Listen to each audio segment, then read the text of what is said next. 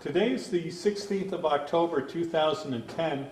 We're at the Hotel Thayer in West Point, New York. My name is Wayne Clark. I'm with the New York State Military Museum. My assistant is Mark Merrick. Sir, for the record, would you please state your full name and your date and place of birth, please? Yeah, my first name is Cy. That's spelled S-I. Spiegel. And when and where were you born? I was born in Manhattan, in New York City, on May 28, 1922. And did you attend school there? Yeah, I grew up in Brooklyn and then in Manhattan. Mm-hmm. And I graduated from high school in May actually. They let us out a month early in 1942. Now, do you remember where you were when you heard about the attack at Pearl Harbor? Yeah, I remember it was a Sunday. I was on a drive in the country with my parents. I think I was 16 at the time. Mm-hmm. Now, when you went into the service, were you drafted or did you enlist? I enlisted. And why did you pick the Army?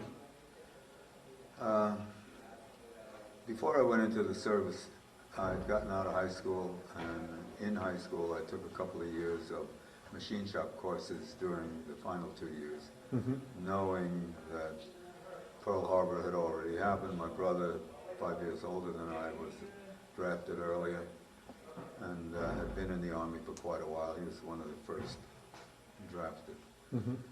And that I wouldn't be going to college, so I changed from academic courses to taking these machine shop courses. And when I got out of high school, I got a job at a company in New Jersey that was doing work for the Navy. And I'm Jewish, and I at one point thought, I don't belong in this machine shop. They kept telling me they could get me deferments, don't leave, you know, but I belonged in the Army, and I just walked in and signed up. Now, how did you end up in the Air Corps? Did you request that, or did they put you there? I had no idea of it. The fact that I had worked in a machine shop coincided with a time when they were trying to build up the Army Air Corps. And it wasn't the Air Force then. The Air Force was maybe the 8th Air Force or the 15th Air Force, but I joined the Army, and they put me in the Army Air Corps and sent me to aircraft mechanics school. And where did they send you initially for your basic? Did you go basic? Yeah. Well, I went. You know, I was from New York City, and they sent me to Camp Dix to be assigned, then to Atlantic City for basic training, staying in a hotel. Clark Gable was there at the time I was there. Oh. He was going to just be one of the guys, and he had a regular uniform and a crew cut, and his ears were sticking out, and he looked like the unhappiest guy in the world. That didn't last very long. He decided to go to Special Services. And from there they sent me to,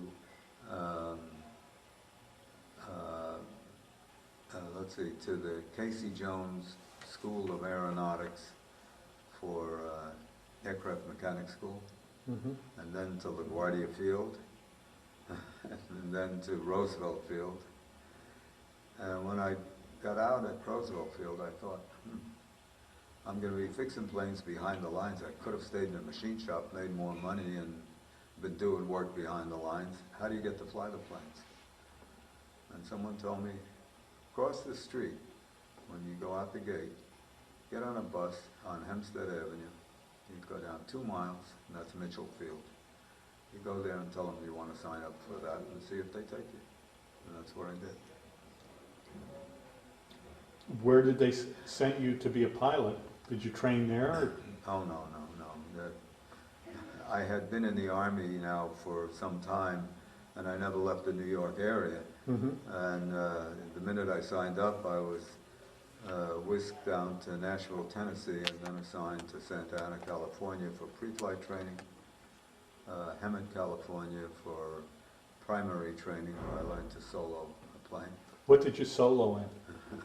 Orion PT-19A, a wooden plane that had canvas on it, and if you stepped in the wrong part of the wing, you put your foot through it.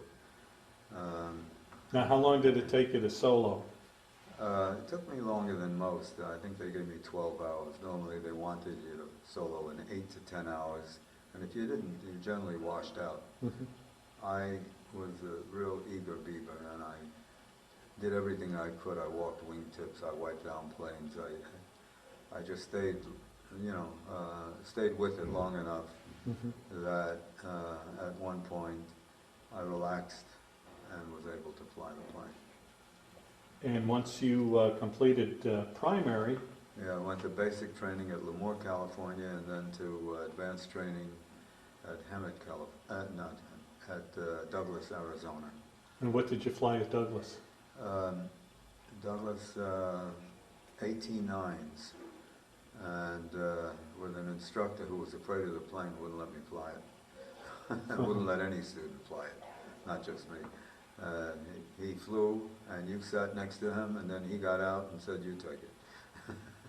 It was a plane that had been put into mothballs because it was so dangerous, but they needed it and they pulled it out. And if you survived it, you could be a pilot. And when you completed that phase of your training, did you receive your wings, or did you have to go on for? Yeah, no, I received my wings there, but then went on to B-17 training at Hobbs, New Mexico. What did you think of the B-17? Big. I didn't understand why they would have you training in a B-17 in Hobbs, New Mexico, where the winds would catch that tail, and you put both feet on one rudder, just to, rudder pedal, just to hold the plane going straight, and if the wind was any heavier, you were going to run off the runway. It never ran off the runway for me, but it was all I could do to hold it. I learned how to fly the plane, and I didn't realize what a great plane it was until I went overseas. At that point, when you completed that phase of your training, did you meet up with a crew that you would be flying with? Yeah, we went to, they sent me to Lincoln, Nebraska, where we were matched up. I was a pilot, I had a co-pilot, and bombardier, navigator, radio operator, top turret, ball, tail, And two race gunners. Did you do some additional training before you were sent overseas? Well, we trained with the crew, and then were sent to Kearney, Nebraska to pick up a plane and fly overseas. At Kearney, we ran into the plane that they gave us had been sabotaged somewhere. I don't know, probably at the factory. Really? And we had quite a time with that plane. The first indication we didn't was I went to taxi the plane to they have the crew take the plane on just on a test run before you depart. And as we tried to taxi out, the left wing kept going up and down. Of course, the left wing went up, the right wing went down, and so on. We got out, and there's a huge bulge on the tire, and we taxi back. You can't take off with that. And I go to the crew chief on the ground crew and tell him I need another tire. And it turned out that this crew chief had been on the crew that flew MacArthur out of Corregidor. He had hash marks all up and down his arms. He was a master sergeant. I was a lieutenant. He was my superior by about 12 ranks. And when I told him I needed a tire, he said, "We ain't got no effing tires. Use the one you got." And I'm shaking in my pants in front of this guy and telling him, "My pilot's manual says I'm not to fly a plane that's not safe. And this plane is not safe to take off, and I'm not taking it off." And my teeth were chattering. And he looked at me with a glare and he said, "All right, I'll get you a tire. But if there's nothing wrong with your tire there, I better not see your behind." Oh, really? Around here. I never heard from him again. We got a new tire. Shortly after that, we we took off, and it was midnight when they took off at 2-minute intervals. Mhm. And halfway down the runway, you hit a little bump as your plane is beginning to get lift. And I get a call from the tower to turn our running lights on, and I said, they are on. And he said, yeah, I thought so. Well, they all went out at one point. And so he said, circle north of the field, and we'll bring you in after everybody goes out. And we come down and land, and we were in Kearney for another week where they were looking for what to do with where this short came from. And they, eventually they had to cut a panel out of the plane and find an area where the wires had been stripped, so that as soon as they touched the metal, the aluminum on the side of the plane, which happened as we were going down the runway, and they repaired it, and we took off for you know, as soon as they fixed it, for Grenier Field in New Hampshire, which is now the Manchester Airport. And as we're pulling into, circling to land at Grenier Field, my waist gunners tell us, hey, there's a whole bunch of fire engines down there, an ambulance and whatnot. Somebody must be in trouble. We didn't know it was us. We land the plane, and they come over and want to know what's going on, and we didn't know anything. And they said, well, they saw flames coming out of our plane. And they examined the plane and couldn't find anything wrong with it. So we flew on to Goose Bay, Labrador. In Labrador, my waist gunner was looking out of the other window in the plane, and he sees flames coming out of the number 2 engine. We're in the process of landing, so you know, there wasn't anything we could do but land the plane. And there also, waiting for us were an ambulance and a couple of fire engines. And we shut the plane down, and there was no fire. And we were in Labrador for, I don't know how long. Part of it was when they were looking to repair the plane, but what they found was someone had put a pinhole in the diaphragm of the fuel pump. And the fuel pump sits directly over the turbocharger. And turbochargers get red hot. So the leaking fuel drops down onto the turbocharger, and the flames were coming out through the back. Fortunately, it didn't back up into the fuel tank, and we didn't blow up. But they, you know, they replaced the fuel pump. We were stuck in Labrador for a long time with bad weather, and that bad weather that kept us there. All these things delayed our getting over to England, which probably made our tour of duty easier, because the earlier you got there, the more dangerous it was. When did you end up going to England? Well, we got there in August, but my first mission was in September. That was September 44. Yeah. And what was that first mission like? Well, the first mission was a milk run. I flew as a co-pilot in the first mission with an experienced crew. And it was the easiest mission of all the missions that we flew. It was short, the sky was beautiful, the ground was great, and no flak, no enemy aircraft, you know. Now, what was your worst mission? Well, our 33rd mission was over Berlin, and that one, we had trouble with one engine going out, and eventually it went out completely, but we were able to keep up with 3 engines. But then a second engine was hit with flak, and we had 2 engines out. And on that one, we wound up landing in Poland. It says you belly landed the plane. Yeah. So obviously you didn't have your landing gear. Well, we had the landing gear. We didn't have an airport. Ah. Okay. we knew that first of all, in February '45, the Germans were killing as many American pilots, flyers as they could. The civilians were doing it, you know. Mm-hmm. My bombardier was taken away from my crew because we didn't have a bomb sight. And because we didn't have a bomb sight, we didn't need a bombardier, he was replaced with a toggleier. Mm-hmm. And he flew on a mission where he was over the target, and the plane was hit, and the first thing he knew, he was falling through the air with his parachute unhooked on one side because it was in the way of the bomb sight. He had to hook it up, his hands were bleeding. But he landed at the gates of a prisoner of war camp, and he was Jewish, Danny Shapiro. And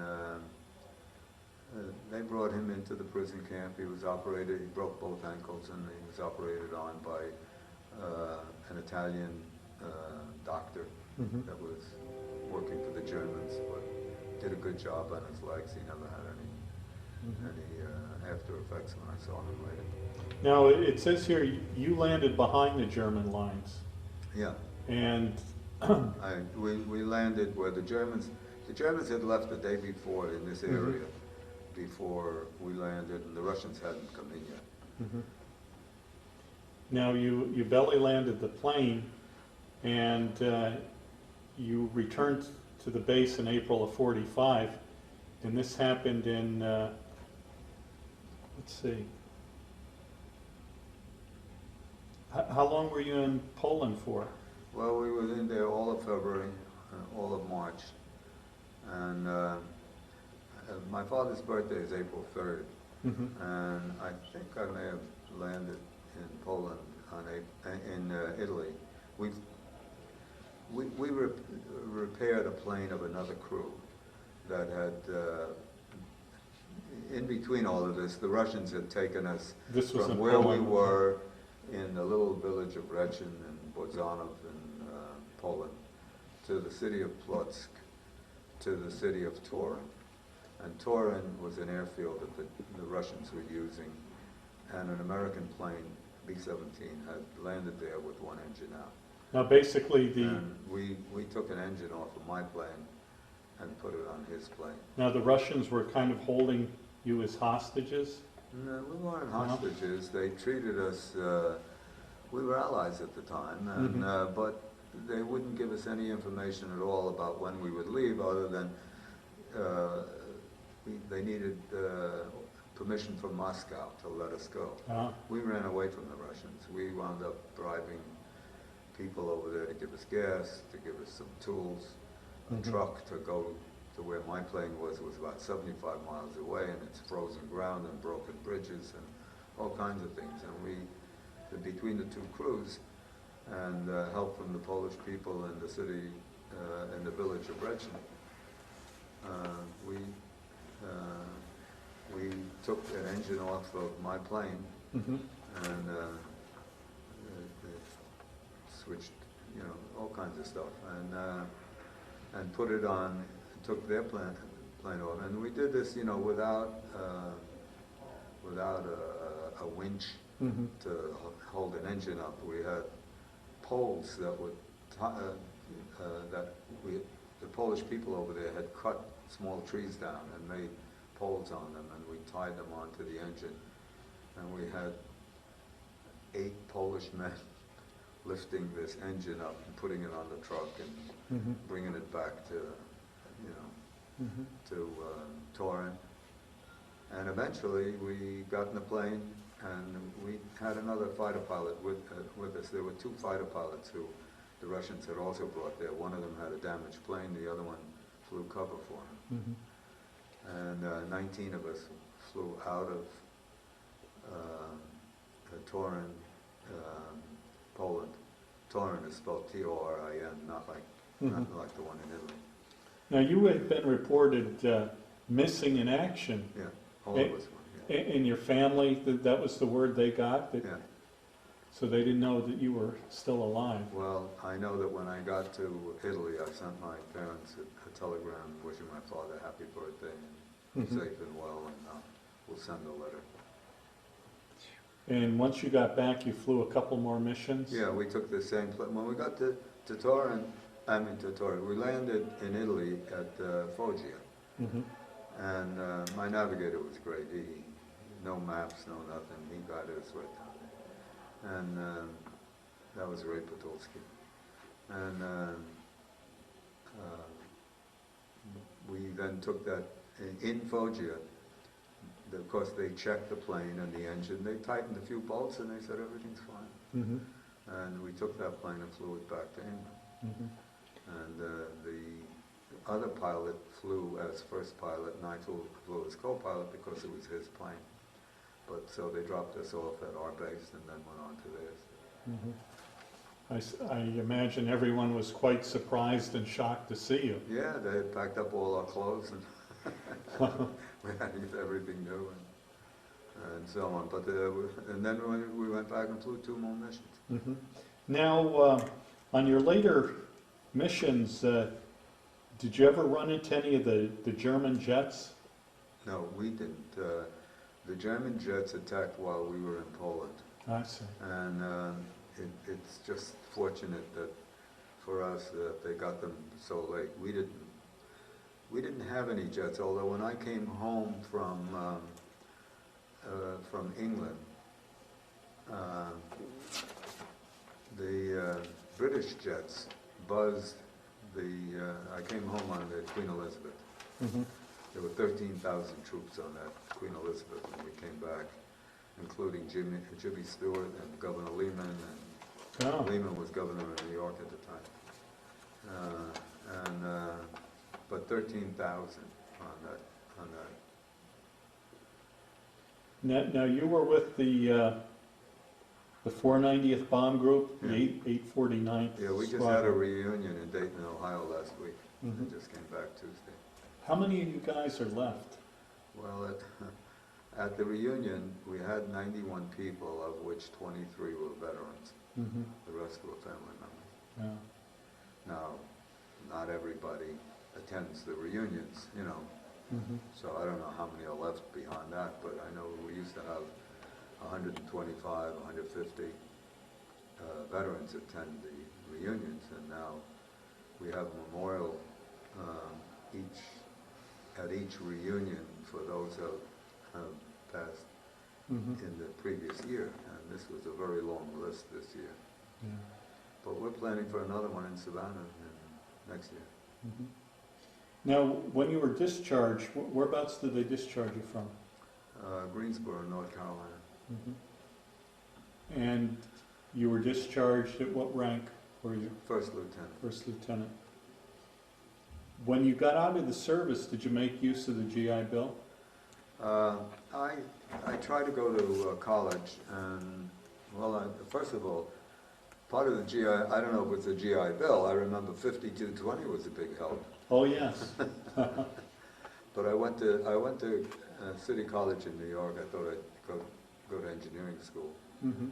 and either I wasn't good enough, or I think there might have been enough trauma there that I couldn't sit still in class with a bunch of kids who were not much younger than me, but acted, I thought, more childishly. And so I started going back to school for machine shops and taking jobs in machine shops, and eventually I went to work for a company in Mount Vernon, New York. Did you consider becoming like an airline pilot? They wanted taking Jews and right after World War II. Oh, really? Yeah. All right. I mean, they were blatant about it. It wasn't that they gave you some excuse. They Mhm. told you, we don't hire Jews. Oh, okay. Yeah. So you went back into the machine shop business. And did you stay with the same company? I was with the company for 27 years, and I always say 27, I'm not sure, that number may not be right. But I went to work there in 1954, and I left them in 1981. And then started my own company. But by that time it wasn't a machine shop, it was a company that manufactured artificial Christmas trees. And I started my own company, and I ran it for 10 years and sold it in 1992. Now, did you join any veterans organizations at all? Not really, other than the 490th Bomb Group. And, you know, the Historical Society, AFib was the Historical Society. How long have you belonged to that? I really didn't get active with it until about probably 15 years ago. Yeah. Okay. I was busy with raising a family and So you got married after the war? Yeah, 1950. Okay. My first wife died in 2000, and I remarried almost about 3.5 years ago. Oh. How do you think your time in the service changed or affected your life? Well, probably the most exciting time of my life. Okay. And I think what changed my life were those machine shop courses that I took when I was in high school.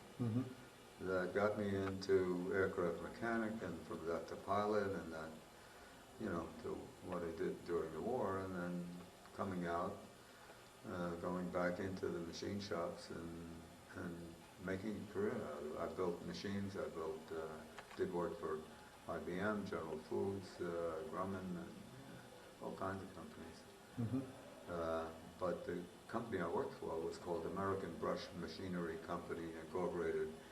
When I first went to work there, they had a proprietary line of brush machinery. And I wound up building a lot of them, and then building a lot of other types of machines, but also making machine parts and things like that. But eventually, that brush machinery became Christmas tree machinery. And I set up the, it gets to be kind of a long story, but the company had patents on these machines. We tried to sell them to other companies that made Christmas trees. They were copying all of our machines. The company wound up suing, and that took many, many years. In the meantime, the company decided that if the people who should be buying our machines are going to make machines, we're going to make trees. And when they didn't do too well and wanted to close it up, I asked them to let me run it. And eventually, when I left the company, they were the largest Christmas tree company in the United States, and we had $54 million a year in sales. And only when they had gone public and were being taken over by another company, and I didn't think that they were going to do it the way that I would, I left them and started my own company. All right. Well, thank you for your interview. Thank you.